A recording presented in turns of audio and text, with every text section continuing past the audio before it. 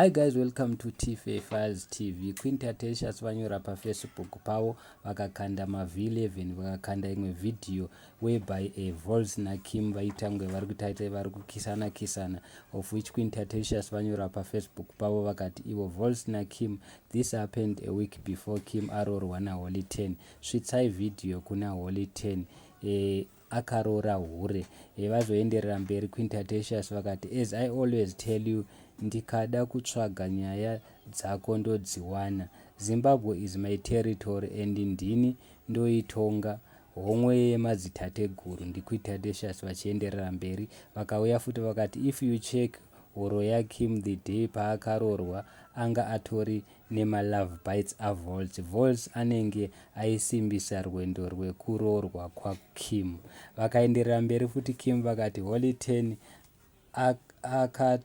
akatorera Voltz baby rake Kim, but Kim still have got feelings for Voltz and vachiri kukwirana. Mumwe munhu Queen futi vakauya vakati this video is from last week, if you know you know, pano we don't dish out old stuff. Ndozvataurwa naQueen tatelicious. Vakauya futi vakati zvekuti Voltz ane malocks or mabanzi mumusoro ratove drama. Voltz reached out to me saying nhumbu ina Kim ndeyake but Holly 10 ada kuba nhumbu yemumwe murume. Bhosvo chairo. Kim told Holly 10 that the pregnancy belongs to Voltz, but Holly 10 said he wants to take care of that baby.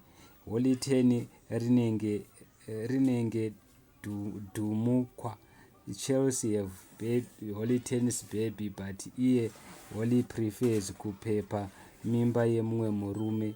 Ndio zvataurwa naQueen tatelicious. Asi aripo mumwe munhu azouya akati Kama is dealing with Holly 10 when Holly 10 left and right and center. Chibaba ndiwinky D.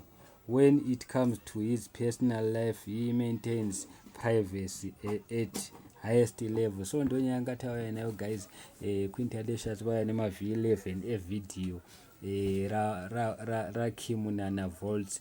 I don't know guys, do not kudi. Please comment down below. Vari kudedzera kuti ivo Kim anga ine live vice a Voltz the day pa Holly 10 paimubisira mari yerola. So I don't know kuti mambozvionawo here. Please guys comment down below. Thank you so much. I'm out.